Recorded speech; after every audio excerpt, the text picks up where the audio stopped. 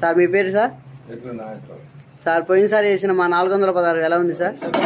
కోసూరు వచ్చాను. అవును సార్. శ్రీనివాసరెడ్డి గారు కంపెనీ 416 ఇచ్చాడు. ఏంటంటే బాగుంటుంది నాగేశ్వరరావు ఉన్నాడు. అదే రకంగా వేసాం.